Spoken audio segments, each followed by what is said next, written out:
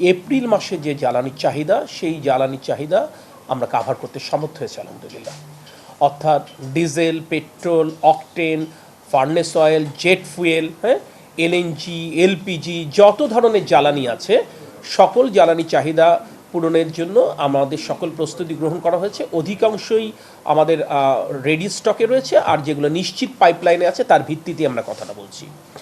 আমরা আপনাদেরকে মার্চ মাসের শেষার্ধে বলেছিলাম যে মাননীয় প্রধানমন্ত্রীর নির্দেশে বৈশ্বিক পরিস্থিতি বিবেচনায় আমরা 3 মাসের জ্বালানি সংরক্ষণের মসজিদের আমরা একটা প্রস্তুতি গ্রহণ করছি।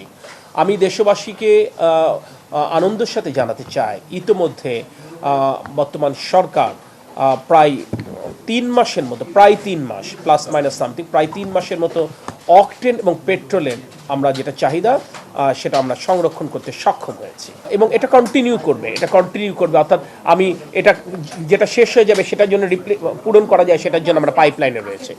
এবং ডিজেলের ক্ষেত্রে তাই আমরা যাদের সাথে আমাদের যেটা সাপ্লাই চেনে যাদের সাথে কথা বলছি, আপনারা নিজেরা জানেন যে যারাদের সাথে আমরা চুক্তিবদ্ধ ছিল বৈশ্বিক পরিস্থিতি বিবেচনায় তারা অনেকেই ফোর্স মেজর ডিক্লেয়ার করেছে, যে কারণে আমাদেরকে নতুন সোর্স আমাদেরকে সার্চ করতে হয়েছে এবং আমরা বেশ কিছু ভালো সোর্স পেয়েছি। আমরা তাদেরকে অনেকেরই সাথেই আমরা চুক্তিবদ্ধ হয়েছি এবং যদি এটা বাস্তবায়ন হয় আমরা প্রয়োজনে তাদের কাছ থেকে আগামী 3 মাসের জন্য জ্বালানি সংগ্রহ করবার জন্য আমরা সকল প্রস্তুতি গ্রহণ করেছি।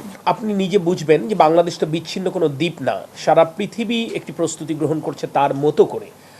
উন্নত রাষ্ট্র কিন্তু তার মতো করে প্রস্তুতি গ্রহণ করছে, আমরা দেখছি পাশ্চাত্যর জায়গাগুলোতেও তার প্রস্তুতি গ্রহণ করছে বিদ্যুৎ এবং জ্বালানির ক্ষেত্রে।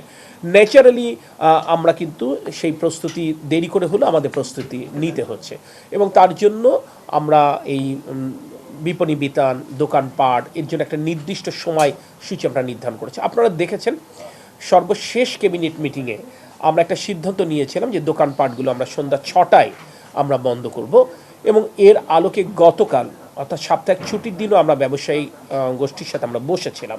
সেখানে আমাদের মন্ত্রণালয়ের প্রতিনিধি যেমন আমি এবং আমার মন্ত্রী মহোদয় ছিলেন, বাণিজ্য মন্ত্রণালয়ের প্রতিনিধি ছিলেন, স্বরাষ্ট্র মন্ত্রণালয়ের প্রতিনিধি ছিলেন, ঢাকা উত্তর দক্ষিণ প্রশাসকরা ছিলেন, সারা বাংলাদেশ থেকে আপনার দোকান মালিক সমিতির প্রতিনিধিবৃন্দ উপস্থিত ছিলেন।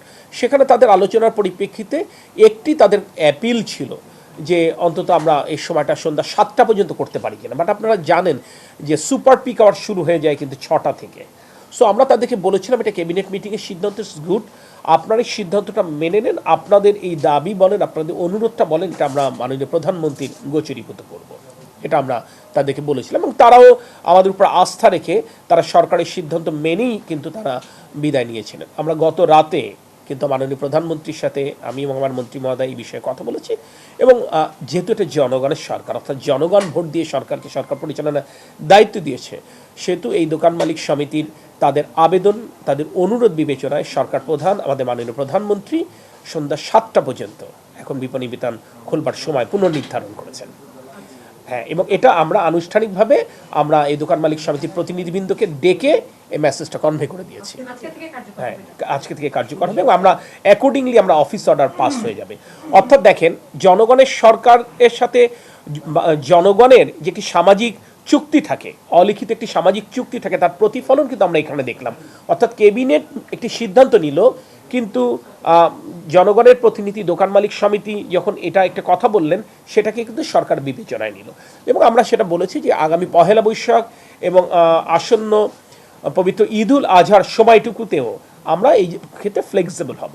মূল কথা যে কথাটা বলতে চাচ্ছি, এই যে বৈশ্বিক সংকট, এই মোকাবেলা তো সরকার একা করবে না, আপনারা গণমাধ্যমের বন্ধুরা যারা আছেন আপনারাও তো প্রথম দিন থেকে কাজ করছেন। ন্যাচারালি আমরা দেশবাসীকে সাথে নিয়েই এই যদি আগামীতে কোনো চ্যালেঞ্জ আছে সেই চ্যালেঞ্জ আমরা মোকাবেলা করতে চাই।